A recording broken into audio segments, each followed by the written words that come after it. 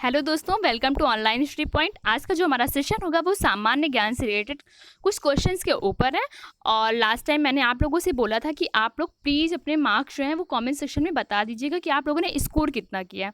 उसमें से श्याम, रवि एंड रंजन, इन लोगों ने 49 क्वेश्चन सही किया और माही ने 50 में 50 क्वेश्चन सही किया। तो आप लोगों को बहुत बहुत बधाई हो। एंड आज भी आप अपने स्कोर जो है वो कमेंट सेक्शन में ज़रूर से ज़रूर बता दीजिएगा।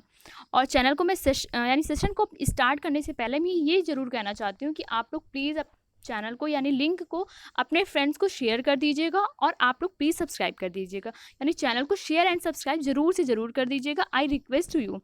तो अब मैं अपने क्वेश्चंस को स्टार्ट करती हूँ। पहला क्वेश्चन है इसमें, कोरोना वायरस का प्रतिरोध टीका विकसित करने हेतु इनमें से किस व्यक्ति पर सबसे पहले अमेरिका ने परीक्षण किया। देखिए, देख रहे हैं हम लोग कोरोना जो है डे बाई डे क्या हो रहा है, स्प्रेड हो रहा है, ठीक है। और सारे जो कंट्री हैं वो लोग अपने अपने वैक्सीन तैयार करने में जुटे हुए हैं। तो अमेरिका ने वैक्सीन तैयार करी जब थी पहली, तो यानी जब स्टार्ट की थी उसे बनाना, तो सबसे पहले उस पर परीक्षण जो है वो जेनिफर हॉलर नामक एक महिला है उन पर किया था, जो कि 43 ईयर्स की हैं, ठीक है। यानी जेनिफर हॉलर के ऊपर सबसे पहले किया था। 43 ईयर्स की महिला है ये। और सेकेंड क्वेश्चन हमारा है, ISL इंडिया सुपर लीग का खिताब किसने जीता है। देखिए, इंडिया सुपर लीग का खिताब जो है AKT ने जीता है। और किसको हराकर जीता है, चेन्नई FC को हराकर जीता, और तीसरी बार ये खिताब अपने नाम किया है, ठीक है। तो AKT का फुल फॉर्म क्या होता है, एटलांटिको टू कोलकाता, ठीक है। एटलांटिको टू कोलकाता, यानी कोलकाता जो है वो जीती है तीसरी बार और चेन्नई FC को हराकर। तो इसका करेक्ट आंसर क्या हो जाएगा, डी हो जाएगा। नेक्स्ट क्वेश्चन है हमारा, किस आर्टिकल के तहत के द्वारा मणिपुर के केंद्रीय मंत्री TS श्याम को बर्खास्त किया गया है। तो देखिए, 2017 में मणिपुर विधानसभा का चुनाव हुआ था, ठीक है। उसमें से एक केंद्रीय मंत्री थे TS श्याम, ठीक है। वो क्या किए, कांग्रेस पार्टी को छोड़कर बीजेपी पार्टी को ज्वाइन कर लिया था, ठीक है। यानी कांग्रेस को छोड़कर उन्होंने बीजेपी को ज्वाइन कर लिया था, इसीलिए इनको कोर्ट ने इन पर दल बदल का आरोप लगाकर इन्हें क्या कर दिया, बर्खास्त कर दिया। तो इसका करेक्ट ऑप्शन कौन सा होगा, 140। यानी कोर्ट को विशेषाधिकार है 140 के तहत, ठीक है। यानी जो कोर्ट है, सुप्रीम कोर्ट ने अपने आर्टिकल 142 का यूज किया और क्या किया, केंद्रीय मंत्री TS श्याम को बर्खास्त कर दिया। तो इसका करेक्ट ऑप्शन कौन सा होगा, सी होगा। नेक्स्ट क्वेश्चन, विश्व जल दिवस की थीम क्या है। देखिए, 22 अप्रैल यानी कि मार्च को विश्व जल दिवस मनाया जाता है। तो इसकी थीम थी जल व जलवायु परिवर्तन। ए इसका जो है करेक्ट आंसर है। यानी थीम क्या है, जल व जलवायु परिवर्तन, और ये कब मनाया जाता है, 22 मार्च को मनाया जाता है।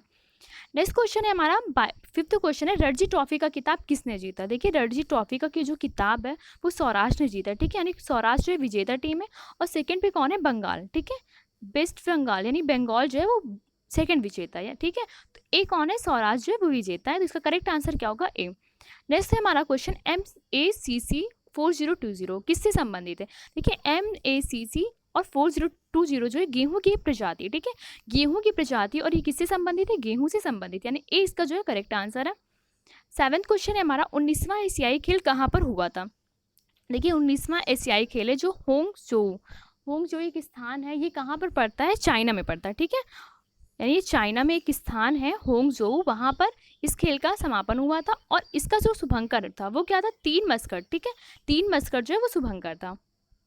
सॉरी, मस्कट जो है शुभंकर होता है, और इसका जो शुभंकर था वो क्या था, 3 रोबोट, ठीक है। 3 रोबोट जो है इसका शुभंकर था, यानी मस्कट जो है 3 रोबोट। नेक्स्ट क्वेश्चन हमारा, PPE किट का पूरा नाम क्या है। देखिए, PPE किट किससे संबंधित है, पहले हम ये समझ लेते हैं। देखिए, जो लोग हॉस्पिटल में हैं, डॉक्टर हैं, नर्स हैं, ये लोग क्या कर रहे हैं, कोरोना पेशेंट का इलाज कर रहे हैं, ठीक है। तो उन्हें कोरोना होने के जो चांसेस हैं बहुत ज़्यादा हैं, उनके लिए किट का यूज़ मतलब कि तैयार किया गया एक किट जिसका नाम है PPE। अब इसका पूरा फुल फॉर्म क्या होता है, पर्सनल प्रोटेक्टिव इक्विपमेंट। यहाँ पे होगा प्रोटेक्टिव, ठीक है, पर्सनल प्रोटेक्टिव इक्विपमेंट है। और ये किससे संबंधित है, कोरोना पेशेंट का जो इलाज कर रहे हैं उनके लिए ये किट बनाई गई है, ठीक है। पर्सनल प्रोटेक्टिव इक्विपमेंट, ए इसका करेक्ट आंसर है। नेक्स्ट क्वेश्चन हमारा, थल सेना ने कोविड-19 से निपटने के लिए एक अभ्यास किया। तो ये अभ्यास कौन सा है। देखिए, जो थल सेना है कोविड-19 से निपटने के लिए एक अभ्यास किया, उस अभ्यास का नाम है ऑपरेशन नमस्ते, ठीक है। बी इसका करेक्ट आंसर है। और किससे यानी कि थल सेना ने इस अभ्यास को किया है। अगर आप लोग इस अभ्यास के बारे में नहीं पढ़े होते तब आप लोग टिक लगा दे ऑपरेशन कोविड, जो क्योंकि कोविड-19 से निपटने के लिए आप लोगों को ये लगेगा कि कोविड-19 यानी ऑपरेशन कोविड स्टार्ट किए होंगे, लेकिन डी इसका इनकरेक्ट ऑप्शन है। ऑप्शन करेक्ट कौन सा है, बी जो है करेक्ट ऑप्शन है। तो यानी इसका बी आंसर क्या है, ऑपरेशन नमस्ते थल सेना के द्वारा किया गया अभ्यास है कोविड-19 के कोविड-19 से निपटने के लिए। नेक्स्ट है हमारा क्वेश्चन, प्रकाश का वेग अधिकतम होता है। तो प्रकाश का वेग अधिकतम किसमें होता है? देखिए निर्वात में प्रकाश का वेग क्या होता है? मैक्सिमम होता है, ठीक है, मैक्सिमम निर्वात में होता है। और जो ध्वनि का वेग है वो निर्वात में सबसे कम होता है, यानी कि निर्वात में सबसे ज़्यादा प्रकाश का वेग होता है और ध्वनि का वेग निर्वात में सबसे कम होता है। तो 20 का क्या है? करेक्ट ऑप्शन है, प्रकाश का वेग अधिकतम निर्वात में होता है। 12वां क्वेश्चन है, प्रकाश का तरंग सिद्धांत किसके द्वारा प्रस्तावित किया गया था? तो इसका करेक्ट आंसर क्या होगा? हाइजेंस। हाइजेंस एक वैज्ञानिक थे जिन्होंने प्रकाश का तरंग सिद्धांत का प्रयोग किया था। तो 20 का क्या होगा? करेक्ट आंसर होगा। प्रकाश का तरंग सिद्धांत किसने दिया था? हाइजेंस नामक वैज्ञानिक ने दिया था। तो 20 जो होगा करेक्ट आंसर होगा। 13 क्वेश्चन है, प्रकाश छोटे छोटे कणों से मिलकर बने होते हैं, उसे क्या कहते हैं? देखिए जो प्रकाश होता है वो किससे मिलकर बना होता है? छोटे छोटे कणों से मिलकर बना होता है। देखिए कोई भी जो वस्तु होती है वो छोटे छोटे कणों से ही मिलकर बनी होती है, ठीक है, या कोई भी प्रकाश जो होती है, जैसे प्रकाश हो गया, ध्वनि हो गया, ये सब क्या है? छोटे छोटे कणों से ही तो मिलकर बनेगी। तो उस कण को क्या कहते हैं जिससे ये मिलकर बनी होती है? तो उसको क्या कहते हैं? फोटोन कहते हैं, ठीक है, फोटोन जो होती है उस कण को कहते हैं। तो सी जो होगा इसका करेक्ट ऑप्शन होगा, सी होगा फोटोन। 14th क्वेश्चन है, रोगियों के दांत में प्रयोग होता है। देखिए हम लोग जब जाते हैं डेंटिस्ट के पास, वो एक इरर का यूज़ करते हैं, ठीक है, सॉरी मिरर का यूज करते हैं एक। तो उस जो दांत में जो रोगियों की प्रयुक्त होता है वो कौन सा दर्पण होता है? ठीक है, जिस मिरर का वो यूज करते हैं दांतों को देखने के लिए, तो उस दर्पण को क्या कहते हैं? अवतल दर्पण करते हैं। इससे क्या होता है, जो हमारा जो दांत है वो बहुत ही अच्छे से उनको क्लियर हो जाता है, थोड़ा बड़ा दिखाई देने लगता है, ठीक है, जिससे उनको ऑपरेशन या उसका इलाज करने में उन्हें क्या होती है? सुविधा होती है। तो अवतल दर्पण का वो यूज करते हैं। तो बी जो होगा इसका करेक्ट ऑप्शन होगा, अवतल दर्पण। कभी कभी आपसे ये भी पूछ सकता है कि उत्तल दर्पण का यूज कहाँ होता है? देखिए उत्तल दर्पण का यूज जो ट्रक में लगे होते हैं शीशे या गाड़ियों में लगे होते हैं, उसमें क्या होता है? उत्तल दर्पण का यूज होता है। और अवतल दर्पण का जो दांत में जो पेशेंट के लिए डॉक्टर यूज करते हैं मिरर, उसमें क्या है? अवतल दर्पण का यूज होता है। तो बी जो होगा करेक्ट ऑप्शन होगा। 15 क्वेश्चन है हमारा, मायोपिया क्या है? देखिए मायोपिया जो होती है, निकट दृष्टि दोष जो होता है उसको क्या कहते हैं? मायोपिया कहते हैं। अब निकट दृष्टि दोष में क्या होता है? जो हमारी निकट की वस्तुएं हैं, ठीक है, वो तो हमें दिखाई देती हैं, लेकिन जो दूर की वस्तुएं वो हमें नहीं दिखाई देती, उसे हम क्या कहते हैं? निकट दृष्टि को दोष कहते हैं। लेकिन नाम तो लग रहा है कि निकट दृष्टि दोष का मतलब होगा कि निकट की वस्तुएं नहीं दिखाई देती हैं, लेकिन निकट दृष्टि दोष में क्या होता है? निकट की वस्तुएं जो होती हैं वो दिखाई देती हैं, लेकिन दूर की वस्तुएं नहीं दिखाई देती हैं। तो मायोपिया यही होता है, निकट दृष्टि दोष होता है। 16 क्वेश्चन है, E=mc² में सी क्या है? E=mc² में जो सी होता है वो होता है प्रकाश का वेग, ठीक है, सी होता है क्या होता है? प्रकाश का वेग होता है E=mc² में। 17 क्वेश्चन है, एक अंतरिक्ष यात्री को आकाश दिखता है। देखिए जो अंतरिक्ष में जो व्यक्ति होते हैं उनको जो आकाश होता है वो किस कलर का दिखाई देता है? ब्लैक कलर का दिखाई देता है। क्यों ब्लैक कलर का दिखाई देता है? इसका रीजन क्या है कि ब्लैक कलर का दिखाई देता है? देखिए जो अंतरिक्ष होता है वहाँ पे वायुमंडल की अनुपस्थिति होती है, ठीक है, इस कारण क्या होता है? उन्हें जो आकाश है वो किस कलर का दिखाई देता है? ब्लैक कलर का। तो ए इसका जो होगा करेक्ट आंसर होगा। 18th क्वेश्चन है, विद्युत ऊर्जा को यांत्रिक ऊर्जा में परिवर्तन करने के लिए किसका यूज होता है? ठीक है, कौन यूज करता है विद्युत ऊर्जा से यांत्रिक ऊर्जा में चेंज करने के लिए? देखिए जो डायनोमो होता है वो क्या करता है? यांत्रिक ऊर्जा को विद्युत ऊर्जा में चेंज करता है, ठीक है, और जो विद्युत मोटर होता है वो क्या करता है? विद्युत ऊर्जा को यांत्रिक ऊर्जा में चेंज करता है, यानी कि डायनोमो का जस्ट अपोजिट क्या होता है? विद्युत मोटर होता है। 19th क्वेश्चन है, तड़ित चालक के आविष्कारक कौन है? देखिए तड़ित चालक जो है उसके आविष्कारक हैं बेंजामिन फ्रैंकलिन, ठीक है, बेंजामिन फ्रैंकलिन जो है वो तड़ित चालक के आविष्कारक है। तो ए जो होगा इसका करेक्ट आंसर होगा। 20 क्वेश्चन है, एम्पियर का मात्रक क्या होता है? एम्पियर मात्रक किसका होता है? ठीक है, तो देखिए जो करंट होता है, ठीक है, करंट जिसको हिंदी में क्या बोलते हैं? धारा, ठीक है, धारा का जो मात्रक होता है उसे हम क्या कहते हैं? एम्पियर कहते हैं। और पावर क्या होता है? पावर का मात्रक वॉट होता है, ठीक है, वोल्टेज का तो मैं पता है वी होता है, यानी वोल्टेज का मात्रक होता है, विभवांतर का मात्रक, ठीक है, प्रतिरोध जो होता है वो उसे आर से हम डिनोट करते हैं, लेकिन धारा जो होती है वो करंट होता है, ठीक है, करंट का मात्रक क्या होता है? एम्पियर होता है। तो ए इसका जो है करेक्ट आंसर होगा। 21st क्वेश्चन है, प्राचीन भारत का वह प्रसिद्ध वैज्ञानिक जिसने अपने जीवन के अंतिम दिनों में जैन धर्म को अपना लिया था, तो वो शासक का क्या नाम था? तो उस शासक का नाम था चंद्रगुप्त मौर्य, ठीक है, चंद्रगुप्त मौर्य ने अपने अंतिम दिनों में, ठीक है, श्रवणबेला गोला एक स्थान था वहाँ पे जैन धर्म को अपनाया था, ठीक है, तो इसका ए जो है वो करेक्ट आंसर होगा। चंद्रगुप्त मौर्य ने अंतिम दिनों में अपने जीवन की जैन धर्म को अपना लिया था। तो ये जो है इसका करेक्ट आंसर है। 22 क्वेश्चन है, मौर्य साम्राज्य की स्थापना किसने किया? तो आप लोग अपने आंसर बताइए कि मौर्य साम्राज्य की स्थापना किसने किया? बिंदुसार, चंद्रगुप्त मौर्य, अशोक या बिंबिसार? तो इसका करेक्ट आंसर क्या होगा? देखिए, जो मौर्य साम्राज्य उसकी स्थापना जो है चंद्रगुप्त मौर्य ने किया, नंद वंश के शासक घनानंद को हराकर। ठीक है, घनानंद को हराकर चंद्रगुप्त मौर्य ने मौर्य साम्राज्य की स्थापना किया। तो बी जो इसका करेक्ट आंसर होगा।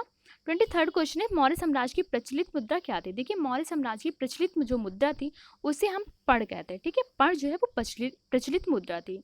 और काकड़ी भी एक मुद्रा थी जो कि तांबे की मुद्रा थी, और काकड़ी का भी यूज मौर्य साम्राज्य में हुआ था। निष्क जो थी वो सोने की मुद्रा थी। ठीक है, तो आपसे पूछ सकता है कि सोने का मुद्रा मौर्य साम्राज्य में क्या था, तो आप बताएंगे निष्क था। 24 क्वेश्चन है, निम्नलिखित में से कौन मौर्य साम्राज्य का शासक नहीं था? मौर्य वंश का शासक कौन नहीं था? तो ए जो है अजातशत्रु, बी चंद्रगुप्त मौर्य, सी अशोक, डी बिंदुसार। तो मौर्य साम्राज्य का शासक जो था वो अजातशत्रु नहीं था। अजातशत्रु कहाँ का शासक था? देखिए, अजातशत्रु जो था हर्यक वंश का संस्थापक था। ठीक है, हर्यक वंश वही मगध साम्राज्य का जब उदय हुआ था तो हर्यक वंश एक वंश था और जिसमें उसका जो शासक था अजातशत्रु था। ठीक है, तो ये जो है उसका करेक्ट ऑप्शन मतलब होगा कि ये जो है मौर्य वंश का शासक नहीं था। 25 क्वेश्चन है, अशोक का उत्तराधिकारी कौन था? देखिए, अशोक के दो पुत्र थे, एक का नाम था कुणाल और एक का नाम था महेंद्र। ठीक है, तो इसमें से महेंद्र कुणाल जो है वो अशोक का उत्तराधिकारी था। तो ये जो है करेक्ट आंसर है। 26 क्वेश्चन है, मुद्रा राक्षस का निम्नलिखित में से कौन है लेखक? तो मुद्रा राक्षस का जो लेखक है वो कौन था? विशाख दत्त। सॉरी, मुद्रा राक्षस का जो लेखक होगा वो हो गए कालिदास। सॉरी, मुद्रा राक्षस के लेखक विशाख दत्त होंगे, तो बी इसका करेक्ट आंसर होगा। वो बाय मिस्टेक कालिदास निकल गया था। तो मुद्रा राक्षस के लेखक कौन है? विशाखा दत्त थे, और इसका बी जो है करेक्ट आंसर होगा। 27 क्वेश्चन है, मालवा, गुजरात और महाराष्ट्र किस शासक ने पहली बार जीता था? देखिए, मालवा, गुजरात और महाराष्ट्र को सबसे पहले जीतने वाला शासक जो था वो था चंद्रगुप्त मौर्य। ठीक है, चंद्रगुप्त मौर्य वही चंद्रगुप्त मौर्य जिसने घनानंद को हराया था, जो कि नंदवंश का शासक घनानंद था, उसको हराकर मौर्य साम्राज्य की स्थापना की थी। तो मौर्य साम्राज्य की स्थापना चंद्रगुप्त मौर्य के द्वारा किया था। इसने ही मालवा, गुजरात, महाराष्ट्र के शासक मतलब कि महाराष्ट्र को पहली बार जीता था। तो इसका डी ऑप्शन जो है वो करेक्ट होगा। 28 क्वेश्चन है, किस शहर में अशोक की शिलालेख नहीं है? देखिए, अशोक के जो शिलालेख हैं गिरनार में भी हैं, गांधार में भी हैं, टोपरा में भी हैं, लेकिन पाटलिपुत्र में कोई भी शिलालेख का उल्लेख नहीं मिलता। तो सी जो होगा इसका करेक्ट ऑप्शन होगा। 29 क्वेश्चन है, अर्थशास्त्र का लेखक समकालीन था। जो अर्थशास्त्र का लेखक कौन था पहले ये हम देख लेते, कौटिल्य था। ठीक है, अर्थशास्त्र का लेखक कौटिल्य था। ठीक है, तो ये किसके समकालीन था? तो इसका समकालीन जो है वो चंद्रगुप्त मौर्य था। तो बी जो है इसका करेक्ट आंसर होगा चंद्रगुप्त मौर्य। यानी अर्थशास्त्र के लेखक जो कौटिल्य हैं वो किसके समकालीन है? चंद्रगुप्त मौर्य के समकालीन है। तो बी जो है उसका करेक्ट आंसर होगा।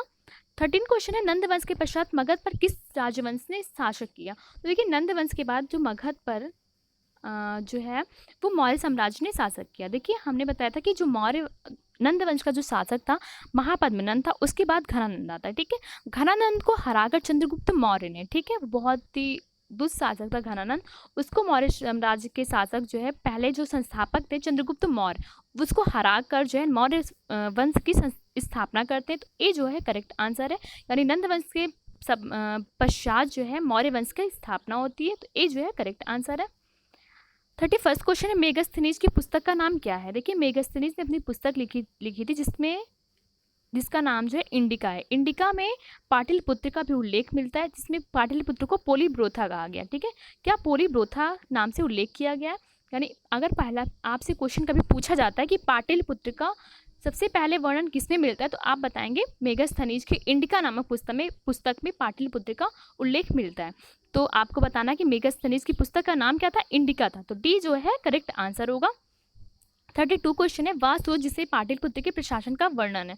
तो हमने बताया कि जो मेगास्थनीज की पुस्तक है इंडिका, ठीक है, उसी में पाटलिपुत्र का वर्णन है, लेकिन पाटलिपुत्र का नाम क्या है? पोलीब्रोथा नाम है। ठीक है, पोलीब्रोथा उसका नाम है, और सबसे पहले पाटलिपुत्र का जो वर्णन है वो कहाँ पे? इंडिका में, जो मेगास्थनीज ने लिखी है।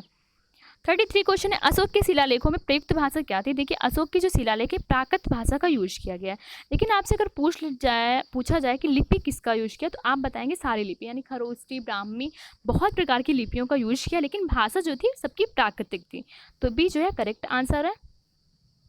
34 क्वेश्चन है, निम्नलिखित में से किस मौर्य राजा ने दक्कन की विजय किया था? ठीक है, दक्कन का विजय करने वाला मौर्य शासक कौन था? तो देखिए मौर्य शासक का नाम था चंद्रगुप्त मौर्य। ठीक है, इसी ने घनानंद को हराया था, इसी ने मालवा को जीता था, गुजरात को जीता था, और इसी ने ही दक्कन की विजय भी प्राप्त की थी। चंद्रगुप्त मौर्य जो है, बी जो है करेक्ट आंसर होगा। 35 क्वेश्चन है, मेगा सीरीज में भारतीय समाज को कितनी श्रेणियों में बांटा था?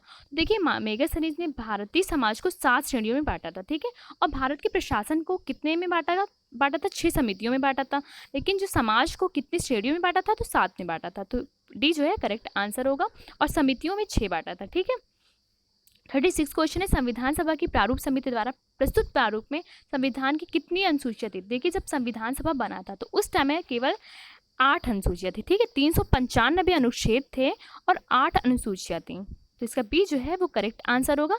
अब जो है टोटल 12 हो गई हैं। 37 क्वेश्चन है, संविधान सभा द्वारा अंतिम रूप से पारित संविधान में कुल कितने अनुसूचियां थी? तो इसकी करेक्ट आंसर इसका क्या होगा? 8 अनुसूचियां थी। तो अब कितनी है? 12 हैं। 38 क्वेश्चन है, मूल संविधान में कितनी अनुसूचियां थी? तो वही क्वेश्चन रिपीट हुआ है, तो 8 अनुसूचियां थी। 39 क्वेश्चन है, 52वें संविधान संशोधन अधिनियम द्वारा 1985 में कौन सी अनुसूची को भारतीय संविधान में शामिल किया गया था? तो देखिए 52वां संविधान संशोधन हुआ था 1985 में, उसमें से 10वीं जो अनुसूची थी उसको शामिल किया गया था। ठीक है, तो 10वीं अनुसूची को कब शामिल किया गया था? 52वां अमेंडमेंट हुआ था 1985 में, उसके द्वारा 52वें अमेंडमेंट के द्वारा 10वीं अनुसूची को शामिल किया गया था। तो बी जो है इसका करेक्ट आंसर है। 40 क्वेश्चन है, वही क्वेश्चन रिपीट हुआ है, तो इसका करेक्ट आंसर क्या होगा? बी होगा। 41 क्वेश्चन है, महावीर का जन्म किस क्षत्रिय गोत्र में हुआ था? तो महावीर स्वामी जो हैं वो जैन धर्म के प्रवर्तक माने जाते हैं, और वो जैन धर्म के 24वें तीर्थंकर हैं। ठीक है, उनका जो जन्म हुआ था वो जांत्रिक गोत्र में हुआ था। 42 क्वेश्चन है, महावीर की माता का क्या नाम था? देखिए महावीर की माता का नाम त्रिशला था और पिता का नाम सिद्धार्थ था। ठीक है, माता का नाम क्या था? त्रिशला था, और पिता का नाम क्या था? सिद्धार्थ था, और इनका बचपन का नाम क्या था? वर्धमान था। ठीक है, तो 3 बातें याद रखनी है, माता का नाम क्या था? त्रिशला था, और पिता का नाम सिद्धार्थ, इनका खुद का नाम वर्धमान था। 43 क्वेश्चन है, किस भाषा का ज़्यादा प्रयोग बौद्धवाद के प्रचार के लिए किया गया था? देखिए उस भाषा का नाम था पाली। ठीक है, पाली भाषा को जो यूज है बौद्धवाद के प्रचार के लिए सबसे ज़्यादा किया गया, और प्राकृतिक भाषा का यूज अशोक ने किया है अपने शिलालेख में। 44 क्वेश्चन है, महावीर की मृत्यु कहाँ हुई थी? देखिए महावीर का जो जन्म था वो तो हुआ था नेपाल में। ठीक है, और मृत्यु कहाँ हुई थी? इनकी पावापुरी में हुई थी, तो इसका डी जो है करेक्ट आंसर है, और जन्म कहाँ पे हुआ था? नेपाल में हुआ था। 45 क्वेश्चन है, जैनियों के प्रथम तीर्थंकर कौन थे? देखिए प्रथम तीर्थंकर थे ऋषभदेव। ठीक है, 23वें कौन हुए? पार्श्वनाथ में, और 24वें कौन हुए? महावीर स्वामी हुए। ठीक है, तो 3-4 बातें याद रखनी है, पहले थे ऋषभदेव, और 23वें कौन थे? पार्श्वनाथ थे, और 24वें कौन थे? महावीर स्वामी थे। तो महावीर जो है वो 24वें तीर्थंकर थे। 46 क्वेश्चन है, मठ मंदिर और स्तूप किस धर्म से संबंधित है? तो मठ मंदिर और जो स्तूप है वो बौद्ध धर्म से संबंधित है। देखिए मठ क्या होते हैं? ऐसे गोल गोल जो है गुंबदाकार आकृति होती है, उसे क्या कहते हैं? मठ कहते हैं। और मंदिर की आकृति में पता है त्रिशूल की आकृति का होता है, नुकीला होता है ऊपर। स्तूप क्या होता है? जो ऐसे बना होता है उसके ऊपर ऐसे कुछ ऐसे आकृति होती है जिसे हम स्तूप कहते हैं। तो ये सब किससे संबंधित है? बौद्ध धर्म से संबंधित है। 47 क्वेश्चन है, महावीर का मूल नाम क्या था? देखिए महावीर स्वामी जो है इनका बचपन का नाम वर्धमान था। ठीक है, वर्धमान जो इनका बचपन का नाम था, और सिद्धार्थ इनके पिता का नाम था। 48 क्वेश्चन, नागार्जुन कौन थे? तो नागार्जुन जो थे वो बौद्ध दार्शनिक थे। ठीक है, जो कि विज्ञानवाद या शून्यवाद संप्रदाय या धारा से संबंधित थे। तो बौद्ध धर्म से बौद्ध दार्शनिक कौन थे? नागार्जुन थे। ठीक है, 49 क्वेश्चन है, जैन धर्म का आधारभूत बिंदु है? तो जैन धर्म का आधारभूत बिंदु क्या है? अहिंसा है। अब अहिंसा मतलब क्या होता है? जीवों की हत्या मत करना। ठीक है, हत्या ना करना। जीवों की हत्या पर निषेध किसमें लगाया गया? जैन धर्म का। देखिए जो जैन धर्म के लोग होते हैं वो लोग क्या करते हैं? 7 बजे से पहले खाना खा लेते हैं। इसीलिए खा लेते हैं क्योंकि उनको लगता है कहीं कीट पतंगे 7 बजे के बाद ना उड़ने लगे, यानी सायंकाल जैसे ही होता है उसके पहले वो खाना खा लेते हैं, क्योंकि उन्हें डर रहता है कहीं उनके द्वारा किसी जीव की हत्या ना कर दी जाए। तो जो जैन धर्म है इसीलिए अहिंसा जो है इनका परम बिंदु होता है, यानी आधारभूत बिंदु होता है। 50 क्वेश्चन है, जैन धर्म में पूर्ण ज्ञान के लिए किस शब्द का यूज किया गया।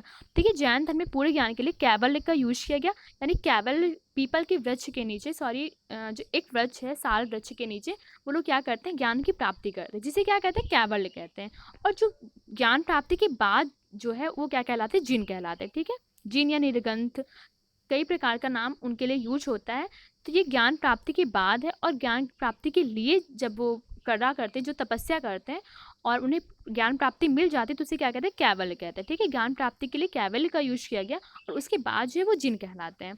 तो इस प्रकार हमने 50 क्वेश्चंस को कंप्लीट किया। आई होप आप लोगों को समझ में आया होगा। थैंक यू, धन्यवाद।